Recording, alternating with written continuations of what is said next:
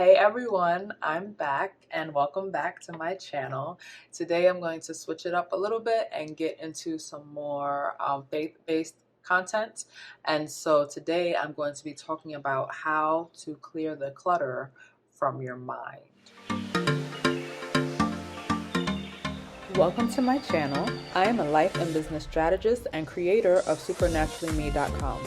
Please make sure you subscribe to this channel for more content on faith, lifestyle, wellness, and business for mompreneurs and women of faith like you who want success in entrepreneurship, your personal life, and your walk with God.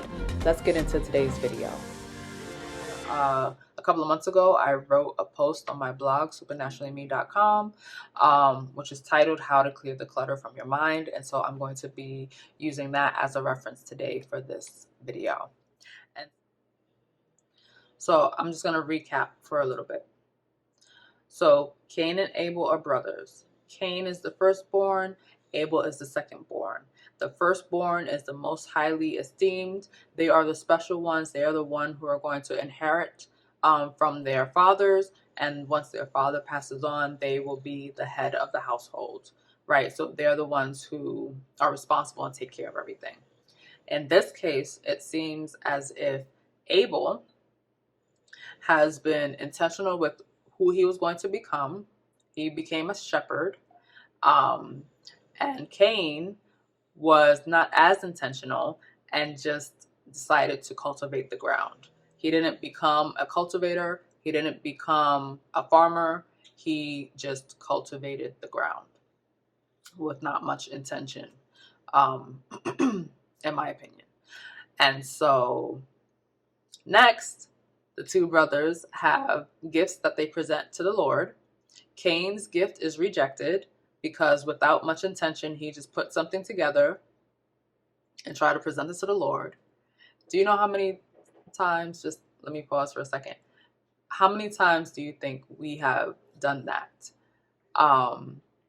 Try to throw something together and present it to God. Like, hey, God, here's this whole wonderful thing that I'm giving to you. And he's like, I don't want that. That's not all of you. That's not all you have to offer. I know what I put into you. So why are you giving me this garbage?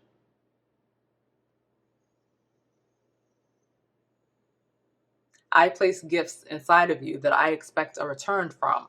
And so when you present me with this garbage, I'm going to reject it because I know what you are capable of and I expect more from you.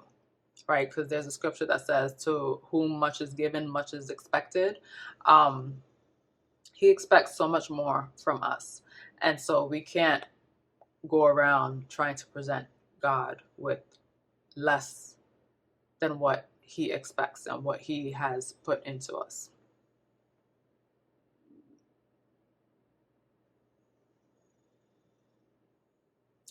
Okay, let me get back on track. So they presented gifts. Abel's was accepted, Cain's was rejected. This makes him very, very angry. And instead of him taking time to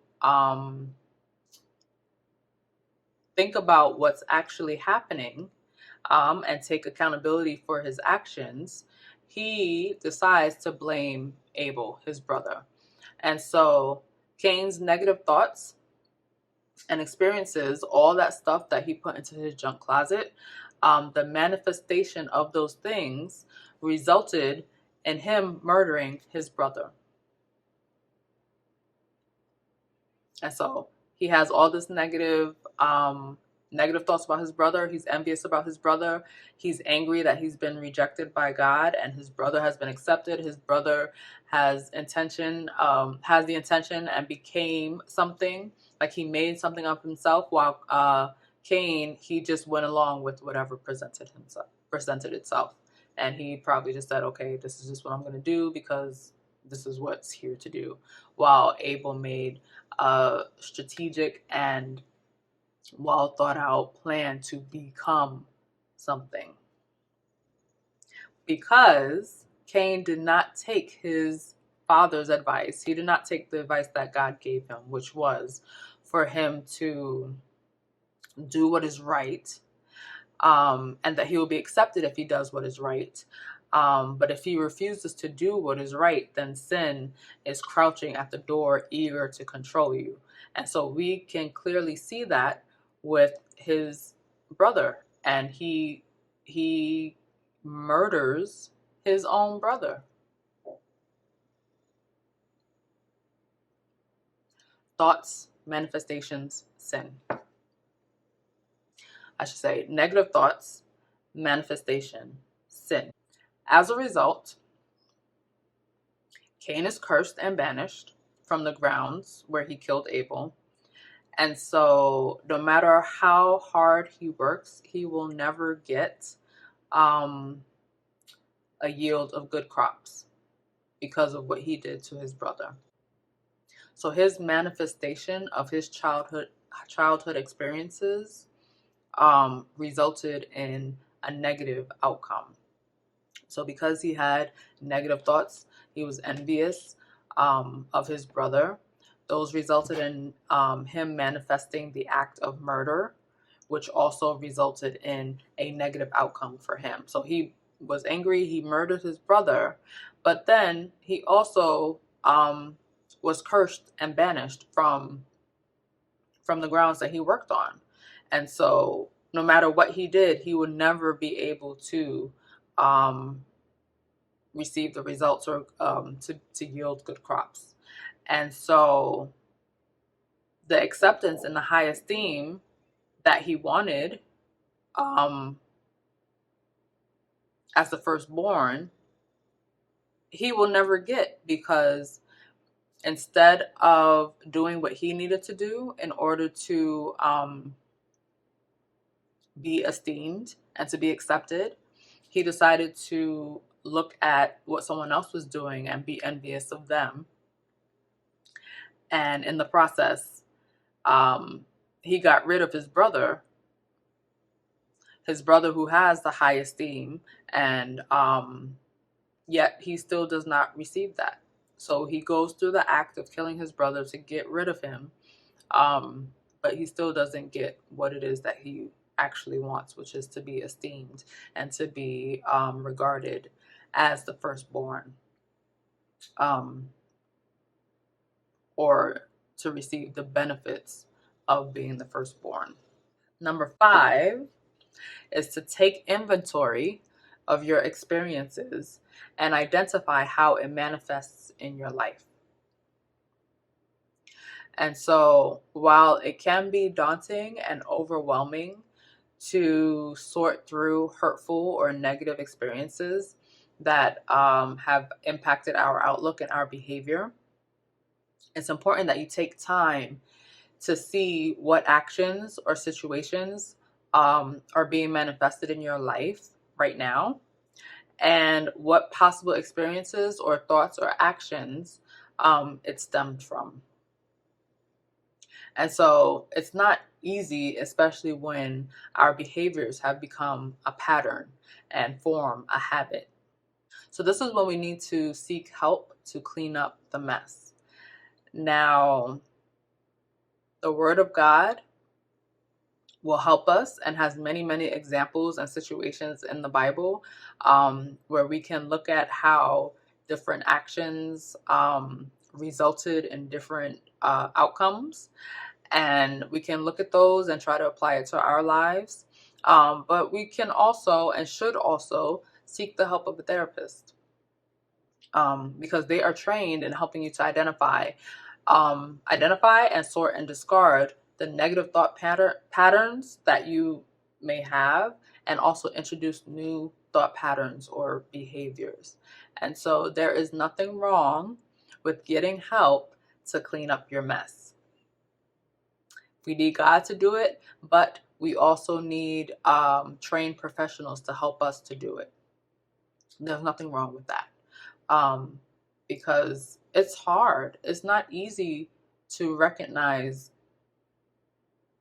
things within yourself, especially if they're things that you don't want to acknowledge. It's not easy. But instead of living in chaos, instead of living in your mess and allowing it to affect your lives negatively, let's get some help so that we can clean it up. There's nothing wrong with that. So it's important that you are intentional about discarding the negative thought patterns that have developed over time so that you can avoid or stop negative actions and consequences. What you allow in your mind and what you allow to be stored and cultivate and grow will either result in a positive outcome or a negative outcome. So if you are harboring negative thoughts and that those negative thoughts cultivate into cultivate and manifests as sin, then you're going to wind up like Cain and produce an action that will result in an outcome that you do not want. If you store in your mind and allow to grow positive things, taking the time to think about what experience has happened, to try to understand your behavior and why you may be acting the way that you're acting, and take responsibility for your actions, then the result will be a positive outcome or fruitfulness, right? You will grow what you plant. You will grow what you sow. You will grow what you cultivate. So if you're cultivating negativity, you're going to produce negativity. If you're cultivating positivity, then you're going to grow positive outcome, or it's going to result in positive outcomes. It's all about taking a look at yourself and really taking inventory of your life, your experiences, what you've been through, and what did you do in order to get through that experience? Did you deal with it? Did you talk to someone about it? Did you process your feelings and your emotions behind it and let it go? Or did you take that experience and throw it in your junk closet and just kept throwing things in until it builds up to the point where it's manifesting negatively in your life? So the main points from this story would be to live a life of intention. Abel was intentional with who he became and with what he did, and that resulted in positive outcomes for him. Cain focused on what his brother was doing instead of looking at himself and what he was doing and how his actions resulted in negative outcomes for himself. And so he took it out. He took his disappointments, his frustrations, his anger, his rejection. He took all of that, and instead of processing it in a healthy way, he took all of that and placed the blame on his brother and killed him. So let's get really serious about looking at ourselves. Are you upset because you see someone else working hard and accomplishing all these things? And are you being angry about it and jealous about it? Or are you looking at yourself and thinking of ways that you can manifest the things that you actually want in your life? Because what you want is not going to pop up out of thin air. You have to be intentional with what you want, and you have to intentionally make plans in order to get what you want.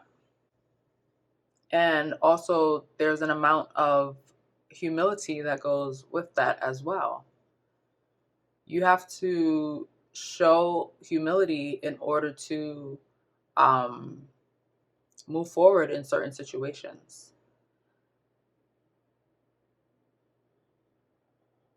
Things happen for a reason, and you're not the only person that negative things have happened to.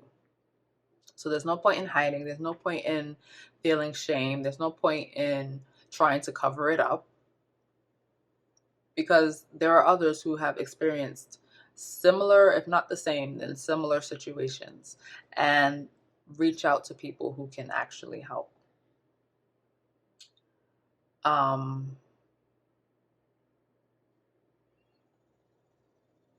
Okay, I feel like that did not come out as pretty as I would have liked.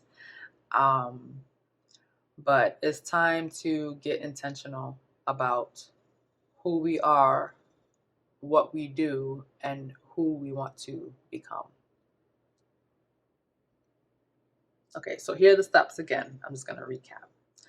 So in order to clear the clutter from your mind, and in this case, we're going to say the clutter is negative thinking, anger, jealousy, negative emotions. That's the clutter. In order to clear that, you need to become aware that you do hold a junk closet in your mind. There is a space where you throw negative experiences that you don't want to deal with.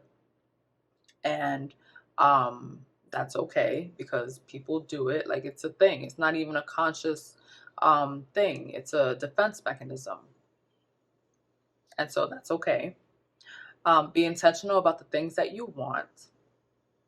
So don't just allow life to happen to you. You be intentional about the life that you want. Get help from an outside source that can help you clean up the mess, because we all have something that we need to clean up. It's not just you. So find someone, find a professional that can help. Find a friend that you can talk to. Go to God in prayer about it, and then find a professional to help you. Like, you can there is nothing wrong with seeing a therapist. You can be saved, you can be Christian, you can believe in God with all your heart and still see a therapist. So next, you're going to be accountable for your thoughts and your actions, because the results of that will be either a positive outcome or a negative outcome. And then you're going to explore your thoughts, feelings, and experiences and how they manifest in your life. And again, that's something that you can do with a professional. They can help you to explore those thoughts and those feelings and help you to pinpoint where it originated from, and help you to get help you to change or fix or stop the negative pattern in order to develop a more positive one. And so thank you so much for joining me. I hope that this has been helpful. I hope that it hasn't been too intense. And I hope that you can receive what was said today. I'm sorry if I hurt somebody's feelings. It was not my intention.